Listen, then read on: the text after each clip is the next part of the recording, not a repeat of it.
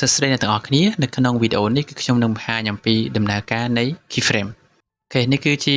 null object ដែលយើងបានគ្រប់គ្រងទៅលើ layer របស់យើងអូខេអញ្ចឹងយើងបើកមក property របស់យើងអញ្ចឹង Keyframe គឺកើតឡើងអំពីអ្វីគឺកើតឡើងអំពី stop void ចឹងកាលណាយើង click ទៅលើ stop void គឺបង្កើតបានទៅជា Keyframe ឧទាហរណ៍យើង click ទៅលើ stop void របស់ position អញ្ចឹងនេះហើយគឺជា Keyframe អញ្ចឹង Keyframe មានន័យដូចម្ដេចKeyframe មានន័យថាគឺជាការកំណត់នៃទិសដៅនៃចលនាចូលនិងចលនាចេញចលនាលឿននិងចលនាយឺតគឺកំណត់បាននៅលើ Keyframe អញ្ចឹង Keyframe គឺជាការកំណត់ទិសដៅនៃចលនាអូខេអញ្ចឹងឧទាហរណ៍ថាខ្ញុំទាញ Keyframe នេះនៅ1វិនាទីគឺមានន័យថាគឺជាចលនានៃទីតាំងដើមបន្ទាប់មកខ្ញុំធ្វើការចាប់ទាញឬក៏យើងចុចទៅលើ control របស់ null object ចាប់ទាញនៅកន្លែងនេះមកអូខេយើងចាប់ទាញនេះគឺជាទិសដៅនៃចលនាមានន័យថា keyframe គឺចាប់ផ្ដើម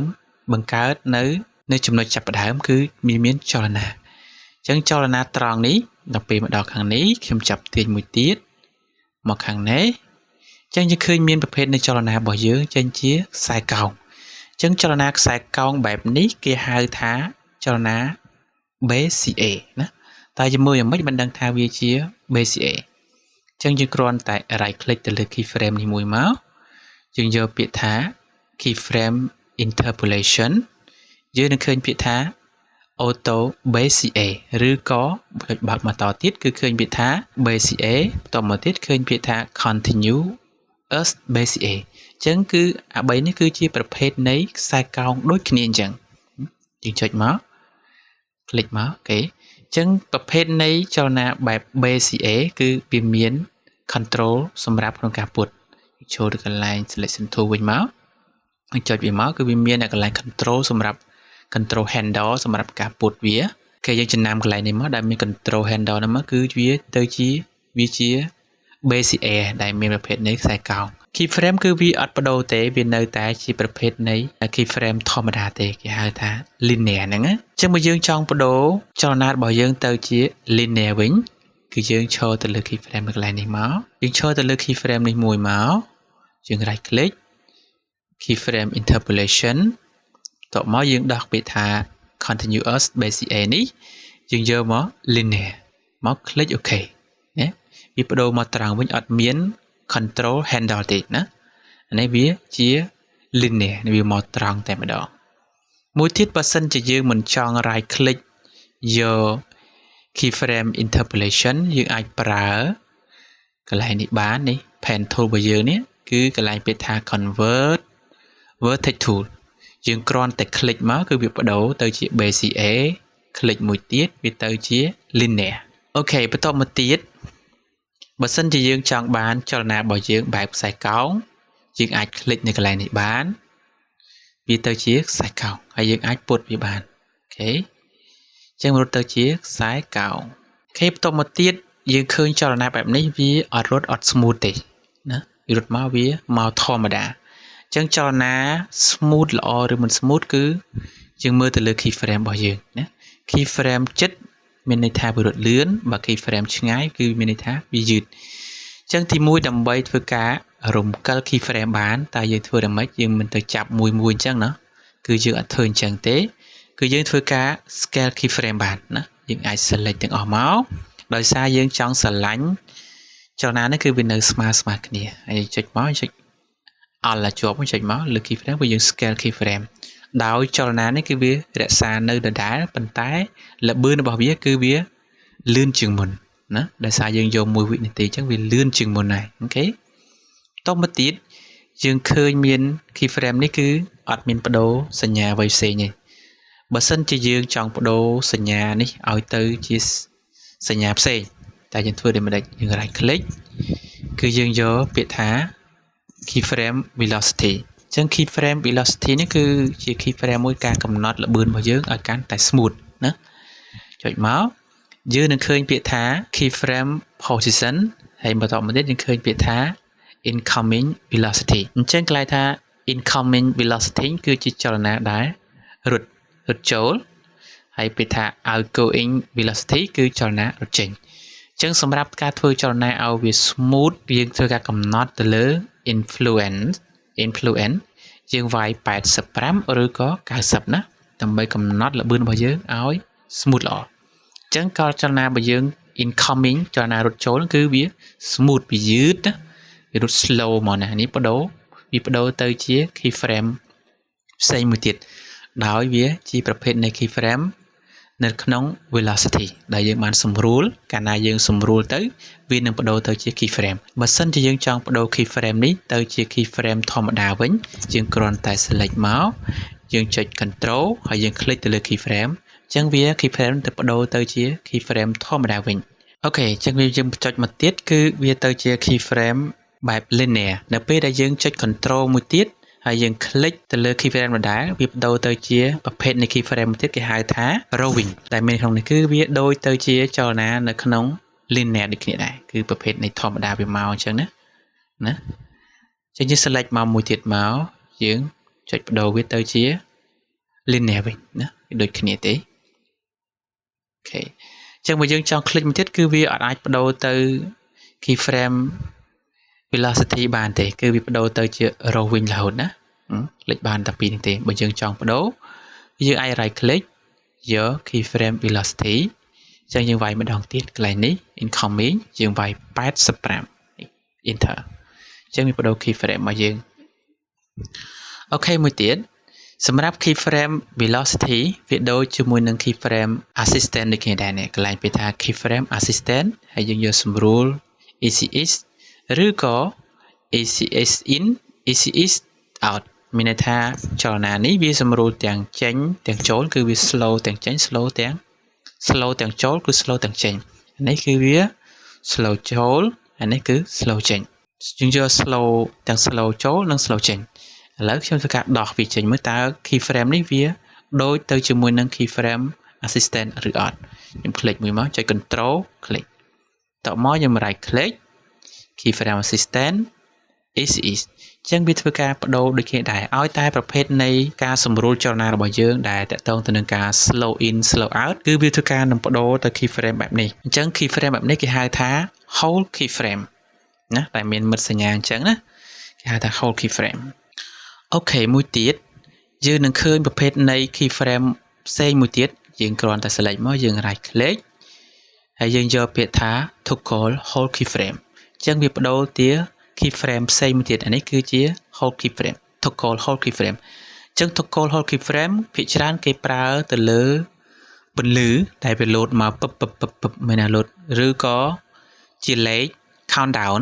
គេ countdown load ពី1ទៅ1មានថាវា load មកកន្លែងនេះគឺវា hold នៅកន្លែងនេះហើយគឺវា load មកដល់តែនេះតែម្ដងណាជាងមើលទៅនេះឃើញវា load មកណាអញ្ចឹងចលនាបែបនេះគេច្រើនគេលើទៅលើលេខឬក៏ទៅលើពន្លឺដែលវា load មកពឹបមកតទៅនឹងភ្លើងបិទភ្លើងបើកអីហ្នឹងគឺគេប្រើ toggle whole keyframe បែបនេះណាអញ្ចឹងយើងមើលទៅលើនិមិត្តសញ្ញានៃ keyframe ហ្នឹងមកប៉ុណ្ណឹងគេបន្តមកទៀតយើងចុច control set មកវិញយើង right click យើងយកពាក្យថា raw across time ដល់ពេលយើងចុច raw across time គឺវានឹងបដូរទៅ keyframe នៅកណ្ដាលមានន័យថាម៉េចគឺវាធ្វើឲ្យចលនារបស់យើងហ្នឹងគឺវារត់ស្មើគ្នាតែម្ដងណាវានឹងសម្រួលចលនារបស់យើងឲ្យវាស្មើនៅពេលដែលយើងចាប់ទាញមកក៏វានៅតែសម្រួលដែរឧទាហរណ៍ថាខ្ញុំដោះ select ខ្ញុំចាប់ទាញវាក៏វានៅតែសម្រួលនៃចលនារបស់យើងដែរមិនថា keyframe មួយនេះគឺវាអត់